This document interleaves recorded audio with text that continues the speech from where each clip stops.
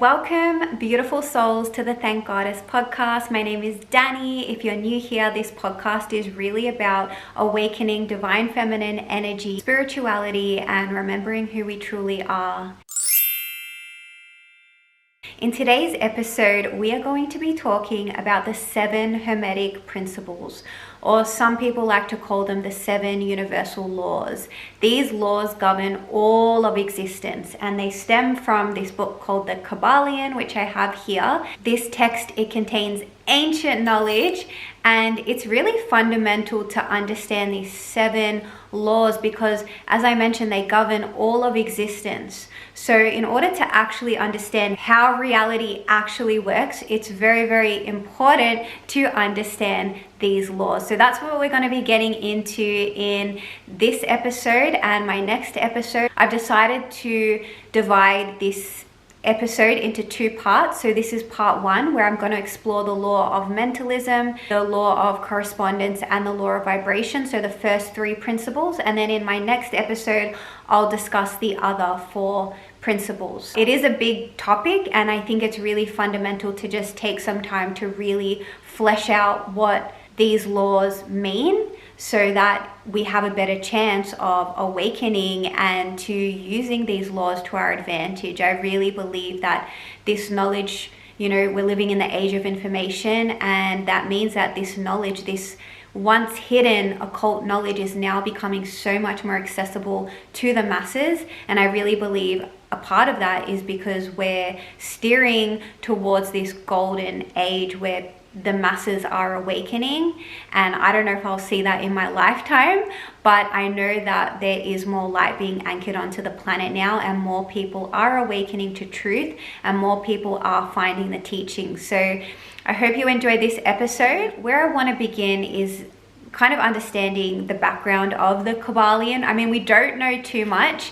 It is written by the 3 initiates, who are a mystery, really. We don't really even know who these initiates are, but it is said that the teachings of the Kybalion are rooted in Hermeticism. And this knowledge stems from the wisdom of Hermes Trismegistus, which means 3 times great, this great master. He's also known as Thoth in the Egyptian tradition, and in Roman tradition it's translated to Mercury. So there's this idea that Hermes, Mercury, Thoth was the messenger of the gods. He brought all of this divine occult knowledge, this wisdom of the universe, of how the universe works, to humanity. And it's even said that Hermes was the founder of astrology and alchemy. So a lot of these occult sciences that we have today, the tarot, astrology, numerology, alchemy, Hermeticism, in esoteric traditions, it is said to have stemmed from this Hermes godlike figure, which we don't know all the facts about, but that's kind of where the Kybalion is said to derive from. So what is Hermeticism? Hermeticism is said to be a philosophy of understanding and transforming the mind. And by transforming the mind, we transform life itself. And that's kind of what we'll get into in these Hermetic Principles, because we see that there is a correlation with the mind and what we perceive as reality. The word Hermetic actually means sealed. So it means to be secret. And so these teachings were actually, as I mentioned earlier, were once hidden from the masses, from the general population. And these teachings were reserved for those initiates who were ready to receive this knowledge, to understand how the nature of reality really works. So let's get into the first principle, which is the law of mentalism.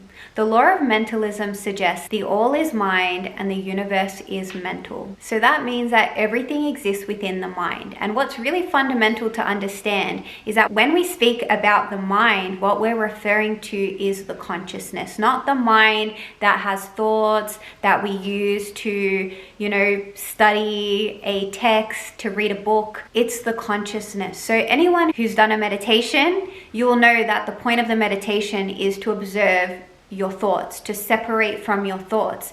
And as you meditate, or any kind of spiritual practice that's I guess where you're practicing mindfulness, you become aware that you are actually the observer of your thoughts. You're not your thoughts. You're separate from your thoughts. You're separate from your emotions.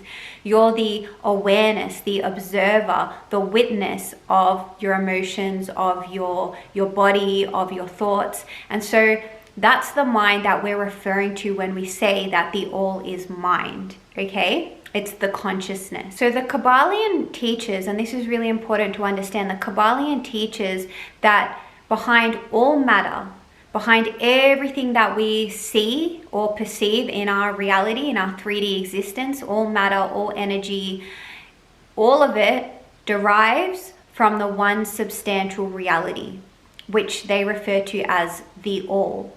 Okay, and we'll get into what the all is based on the Kabbalion. But what I want you to understand first and foremost is that there is one substantial reality, not multiple realities. There's one substantial reality. And when we talk about the all, as is described in the Kabbalion, we can liken that to God, to the universe, to source. It doesn't really matter what word you want to use. They use the word the all in the Kabbalion.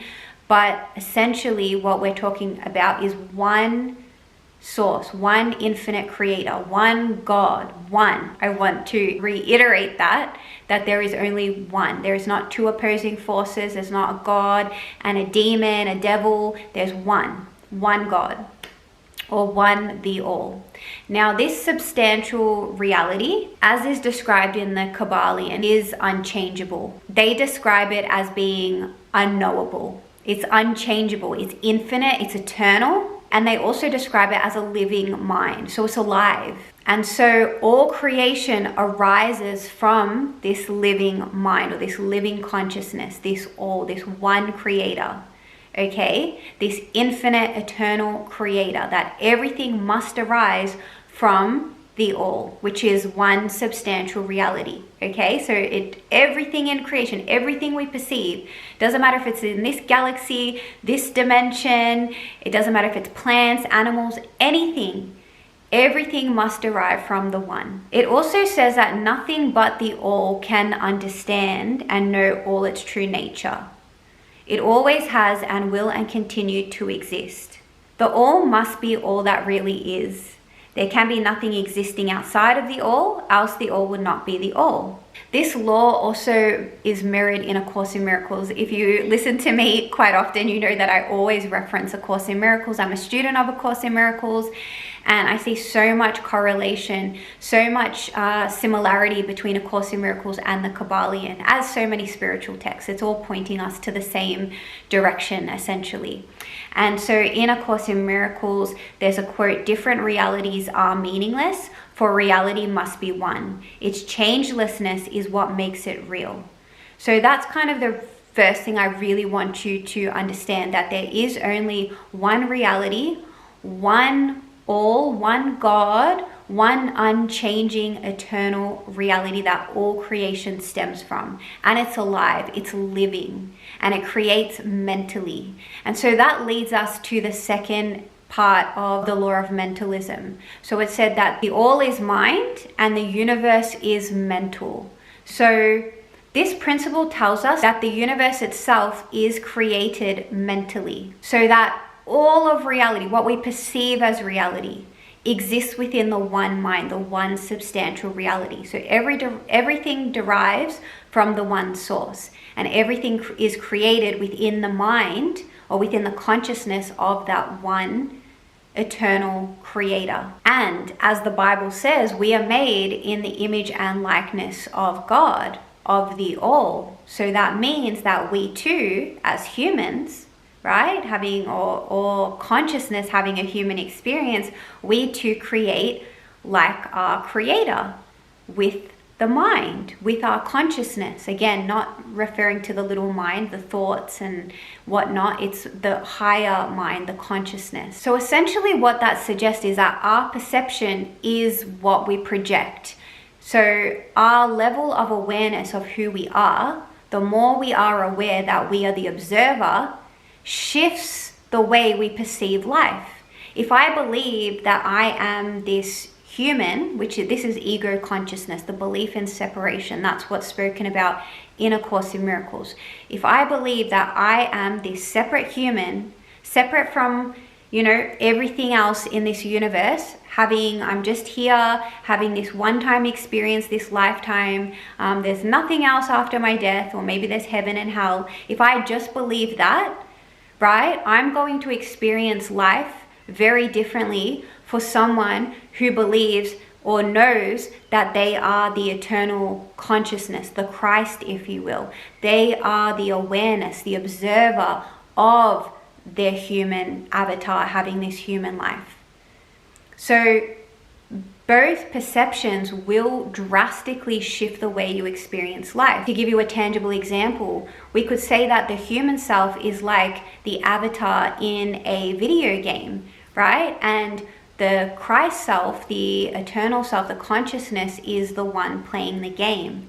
Are you identifying with the avatar, or are you identifying with the one playing the game? Because both of these levels of perception are going to dictate a very different experience for yourself. Because if I believe I'm the character in the game, then when I'm faced with, some adversity or a challenge, I'm going to take that very personally, right? I'm going to give in to the fear, or I'm going to react accordingly to what obstacle is in front of me. Whereas if I believe I'm the player of the game and not the actual character itself that's in the game, then I have a degree of separation between me, the player, and the character. And then from that vantage point, I can decide what would be the best move for my character to take. Say there's like an obstacle in front of me. As the player, if I have a degree of separation from my avatar, I can look at different possible scenarios on how would be the best move for me to take in this game. I hope that makes sense. I don't know if I just butchered it with that analogy, but I hope that kind of makes sense for people. That's what I'm talking about, how your perception is your projection of reality. So essentially, if we perceive ourselves as the victim of life, so at the effect of life, life is happening to us, then in a way, I guess we're powerless to life. Whereas if we identify with the observer, the one who's playing the game, then that gives us an element of power, gives us an element of choice in how we respond to life. And so this is why it's really, really important to do, in order for us to awaken more of the consciousness, it's really, really important that we do shadow work, we heal, we work on limiting beliefs and these old, outdated patterns that we've been conditioned to believe about ourselves and the world. Because it's when we start dissolving all of these layers of the ego, which is the belief that I am separate, that I'm a separate human, the more we dissolve that part of ourselves, the more light of our eternal nature, the more of our observer can actually shine and emanate through us. The more we're able to awaken to that awareness. It's always there. It's more just so about aligning with that consciousness that's always there, that's always shining the light. It's like the sun, the consciousness is like the sun is always there, even if it's a cloudy day. But what happens is all the conditioning we receive in life, it's like cloud upon cloud upon cloud upon cloud, and we don't see the light anymore. We don't see the sun. It's always there, but it's just behind the clouds. So essentially, when we start the healing journey, we have these dark nights of the soul, the ego deaths. Essentially, the ego death is removing the cloud, removing a cloud. And we're going to have many ego deaths in our lifetime. That's just the reality. That's if you embark on this journey of self-actualization, you're going to have many ego deaths. But with that, there's always going to be greater light that you awaken to. And I love that Rumi quote, which says, "The wound is the place where the light enters you. The wound is the place where the light enters you." I really love that, because it's in our shadow, in our darkness, in the places we don't think that the light can exist or our consciousness can exist. That's actually where the light, the sun, actually shines through, and we actually awaken to more of our Christ nature. It's actually like through the darkness, going into the shadow, into those dark nights. That's actually where we find our power and extract our light. So to summarize the first principle, we have to understand there's one mind, one consciousness, one God. There's not two gods. There's not an opposing God to the one all. Okay, so anyone who tells you that there's Satan and their God is not correct in that belief, because there is only one that we all derive from, and we all are expressions of that one infinite creator. Law number 2 is the law of correspondence. And I'm sure if you're into all the spiritual teachings, you will have heard this law before. As above, so below. As below, so above. I'm sure you've heard that, as above, so below. So that's the law of correspondence. And essentially what it means is that everything happening on a macrocosm is also happening at a microcosm. Okay, so everything that exists within the mind of the all, within the one consciousness, from the smallest atom to the vast cosmos, follows the same divine patterns.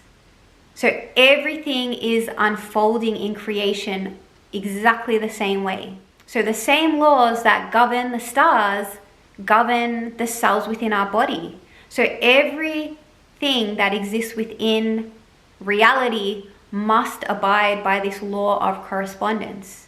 Okay, it's governed by the same laws. And in the Kabbalion, it's discussed that there's 3 planes of existence, which essentially are one. So, it's kind of wrong in a way to separate existence and say there's different planes, because essentially they are one. But to make these teachings more comprehensible, we can look at it as if there's a spiritual plane, which means consciousness. There's a mental plane, which refers to our thoughts, our emotions, and there's also a physical plane, which refers to what we physically perceive as reality, like my human body, the couch behind me. We think of this as physical reality. Our thoughts and emotions we experience, but we don't see them usually. So that's the mental plane, and then the spiritual plane is the consciousness. And so basically the law of correspondence says that anything that's happening on any of these planes, these 3 planes, is happening simultaneously on the other planes. So anything that's happening in my external reality is also happening on a mental level and a spiritual level. That's just the law. So this really means that when there's harmony within us, there's harmony within our external reality, within our physical reality. And so it's really important to understand when it comes to illness and disease that, and this is what is spoken also about in A Course in Miracles, that all illness stems from the mind, from the consciousness. So usually when we are manifesting a physical illness or disease, there's some sort of imbalance on the mental plane and the spiritual plane. And so this is the problem with our Western medicine model, is that it deals with the physical issue, but it's not addressing the root cause of the imbalance, which is happening again on the mental plane and the spiritual plane. So we need to really look at what's the underlying psychology behind the illness, or the emotion behind the illness, to really address the root cause. And I see this a lot as someone who is a Reiki practitioner and practices energy healing. I know that root cause healing is so important. And anyone who understands this knowledge, which dates back way before Western medicine, knows that we always treated illness in this way. It was always, go back to indigenous cultures, like it was never just a physical thing. And a lot of our physical illnesses today are stemming from imbalances mentally and spiritually because of the way we're living. We're so removed from Mother Nature. We're so ingrained with technology, and we pollute our food and our air and our water and all of these things. And the whole system is making us sick. So it's really important that we educate ourselves on these laws and how nature is fundamentally created so we can better our health, because health is wealth. And if without, I know that's a cliche, but I really believe that, like, without our health, what do we have? Like, anyone who's sick, all they want is to be healthy. It's the only thing.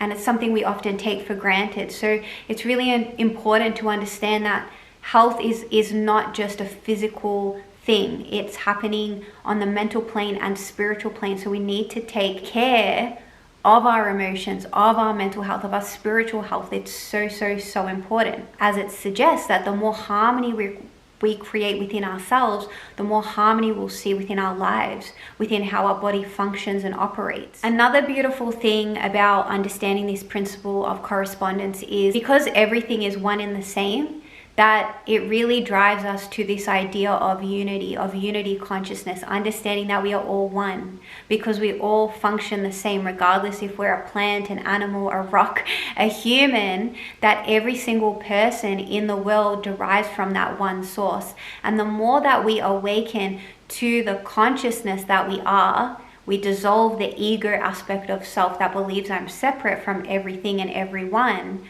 the more we can actually extend compassion to everything and everyone.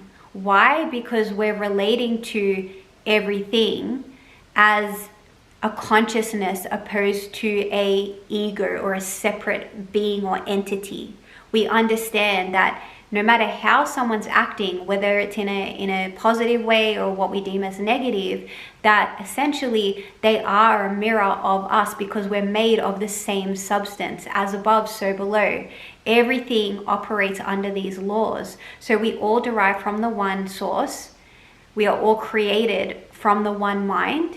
And so every single person, every single living being on this planet is a mirror or a brother or sister of you.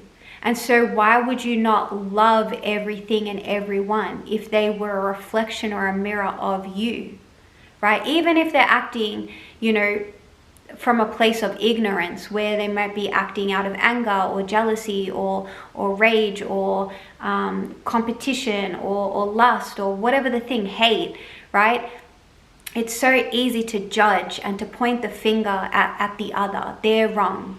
But all of us, I don't care who you are, we're all not Mother Teresa. And even if we are Mother Teresa, we've all done things out of ego consciousness, right? We've all been jealous before. We've all said things we've regretted afterwards. We've all been mean-spirited. We've all had a judgmental thought about someone. Everyone, all of us.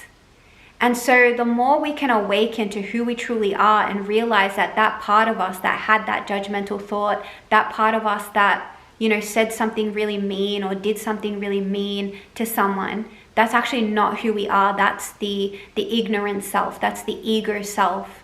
And that who we actually are is made in the image and likeness of God, which is the consciousness. The more we align with that, the more we can have compassion for those that have forgotten that they are the consciousness. Because it is those of us that are on the path, those of us that have found the teachings, that are awakening to the fact that we have this eternal part of ourselves. It is our responsibility and duty to love others when they are forgetting who they are, not to judge them and point the finger. Because an eye for an eye, where does that get us? Where does it get us? If we just keep pointing the finger at the other, we're never actually going to heal anything or solve any of the world's problems. Someone needs to step up and lead the way, and it is those of us on the spiritual path that are being invited to do that. And how do we do that? We do that as Jesus said, love thy neighbor, love everyone, love your enemies. Love them. See them as the Christ, see them as their consciousness, that they derive from the same mind that you stem from. They are no different from you. They might be appearing different to you, but they are not made of anything different that you are made from. We are all one. And so that is the law of correspondence. The third Hermetic law is the law of vibration. Nothing rests, everything moves, everything vibrates. So today we've got science to back this law up. We understand with quantum physics that everything in the universe is not solid. We know that matter and energy are not separate things, that they are one. Everything is in motion, even if it's appearing solid. Even our physical body, this couch behind me, everything is actually a vibration. Everything is moving. So it's moving at such a rapid pace that it appears to be a solid object, but actually it's not solid. And the Kabbalion teaches us that it's not just physical objects that are vibration, it's also our thoughts, our emotions. So every thought that we have holds a certain frequency, as does all of our emotions. And I really like to tie this law to David Hawkins' map of consciousness. Now, I did an episode on that, which I'll link in the show notes. I'll link the video where I went through David Hawkins' map of consciousness. I really suggest you have a look at that, watch that episode, listen to that episode, or even get yourself a book. And Power vs. Force is what I refer to in the episode. That's a great book. And that really teaches you how the law of vibration operates.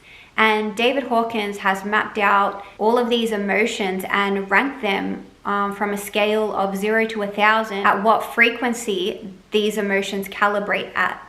So the high emotions that are on the map of consciousness relate to peace and enlightenment and joy and love, right? Which we can all assume, yes, of course, that's high frequency, high vibrational. Because when we feel love, when we feel happy, when we feel joyful, how good does it feel? It feels expansive.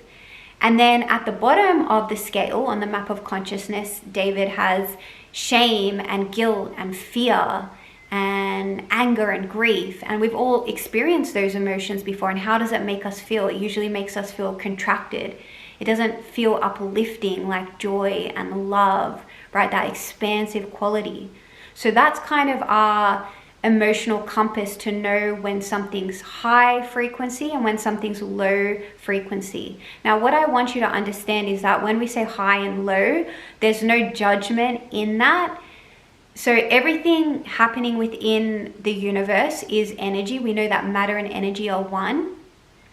And so when we talk about low frequency, high frequency, at the end of the day, energy is energy. It's our human perception that has labeled emotions as good and bad and positive and negative. Okay, that's human ego that has labeled these things as good and bad. And so I think that can be a bit unhelpful, because those people that may be experiencing low frequency emotions, it's almost like this, we're afraid to go there because we're afraid that, oh, this is not positive, this is not going to bring me joy, bring me happiness. But anyone who's on a spiritual path and has had those ego deaths, as I was pointing to earlier, you know that in order for you to access more of your light, you need to go into the shadow. You actually need to go into the shame. You have to go into the guilt. You have to go into the grief, the anger, the jealousy. You have to go into these things to actually extract more light. So don't think that the low frequency is bad or it's wrong. It's just a different octave. It's like musical notes. If I'm playing different notes on the piano, the lower notes are not bad or worse than the higher notes. It's just a different frequency. Okay, so we just have to understand energy is energy. What David Hawkins also speaks about, which I talk about in that video, that episode that I did, is that our level, so we all have a calibration point. So that's kind of our level of consciousness. And it goes back to what I was saying in the beginning. How aware are you of the fact that you are the observer of your life, not the avatar, right? Because the more you are able to separate from the avatar, from the character, the more you are able to choose how you experience life. Okay, and so if you have that power to separate from the experience, it allows you to respond to life.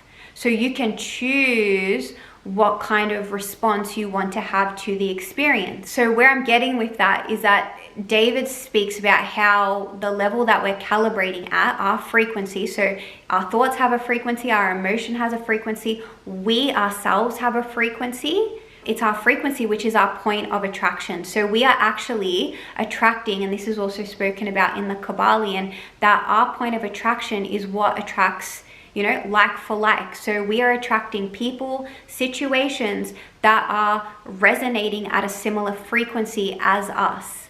So that's why anything that's actually appearing in your environment is a reflection of you, because there has to be some degree of attraction. That's kind of the law of attraction, right? Like attracts like. Now, the beautiful news, which is spoken about in the Kabbalion and also David Hawkins speaks about in his books, is that we can change our frequency. So frequency is not like I'm born as this frequency and I carry out this frequency forever.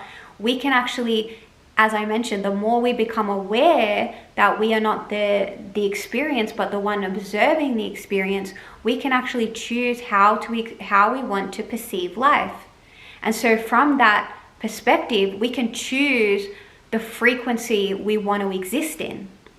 Okay, so for example, if I believe I'm the avatar or the character in the game, if I'm having an argument with my boss, right? Say that's a situation in the game, I'm having an argument with my boss.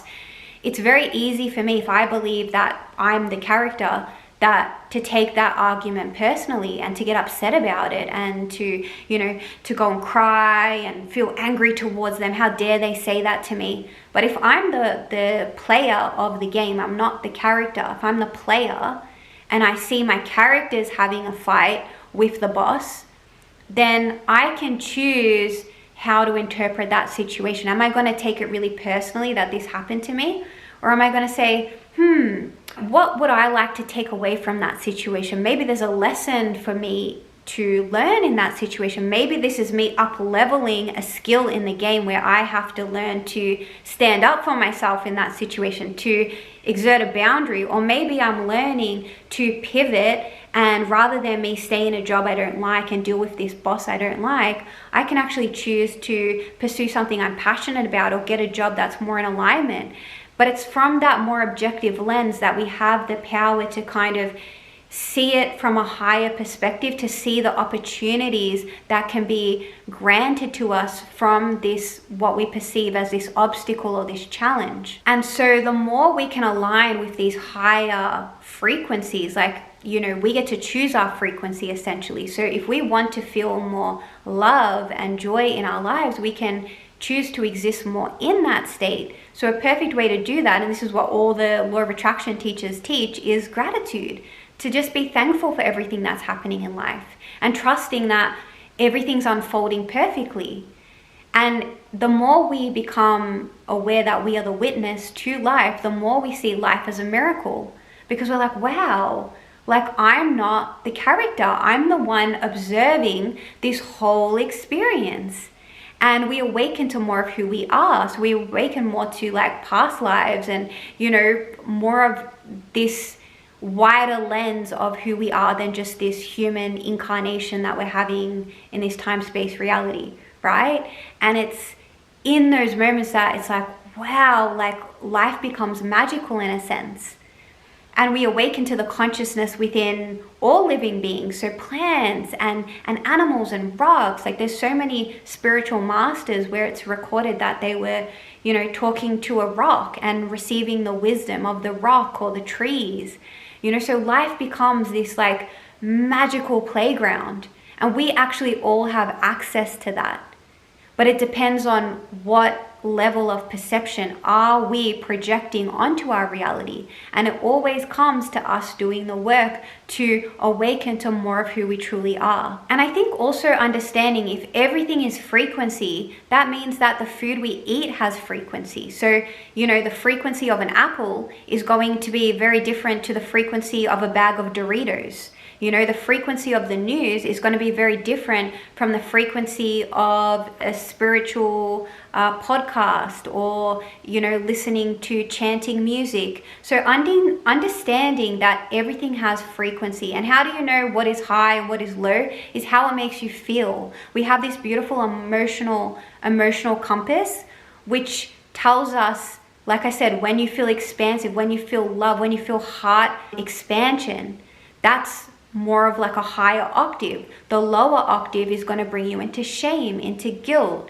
into fear, anything that's making you contract, feel afraid, right? Anything that's doing that is at a lower octave. You get to choose what frequency you want to exist in. So be conscious of what music you're consuming, what books you're reading, what media you're absorbing, what food you're putting in your body. You know, alcohol has a frequency, drugs have a frequency.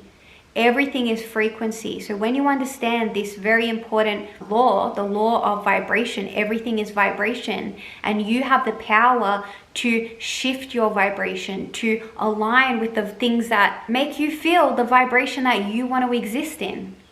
You have the power. And there's a beautiful quote in the Kabbalion that says, "He who understands the principle of vibration has grasped the scepter of power." So again, you have the power. All of us have the power. It exists within us. And it's, what do you choose? What frequency do you want to exist in? So that's everything I wanted to discuss today. So to summarize, we discussed the first 3 principles of the Kabbalion. So the first one, the universe is mental. So all creation exists within the one mind. The second one, the law of correspondence, as above, so below. Everything happening on the physical plane is happening within the mental plane, the spiritual plane. Everything reflects everything, essentially. And then the third Hermetic principle is the law of vibration, which suggests your frequency determines your reality. And the beautiful thing about really studying and understanding and integrating these laws is that when you really understand and work with them, you align with the universe. It's like so many people today are trying to play checkers when the game of life is chess. Like, you're playing the wrong game. You're trying to get ahead with the game of checkers when the game of life is chess. So understanding these laws is going to help you play the game of chess. And so it helps you to get ahead in this life, to really become a master of your life, to create, co-create with the universe, and to really become the person, the powerful creator that you are. So you're not the victim of life, you're not at the effect of life, you are actually the cause of your reality. So in the next episode, we're going to be exploring the final 4 Hermetic principles, which is the law of polarity, the law of rhythm, the law of cause and effect, and the law of gender. So if today's episode resonated with you, if you enjoyed it, please like, subscribe, share it with a friend who may find this information useful. And if you would like to work with me one-on-one, I mentioned in this episode that I offer Reiki healing, but I also do astrology and tarot readings if that is of interest. So until next time, beautiful souls, take care, and I will see you for part 2 of the 7 Hermetic principles and how these amazing laws can transform your life.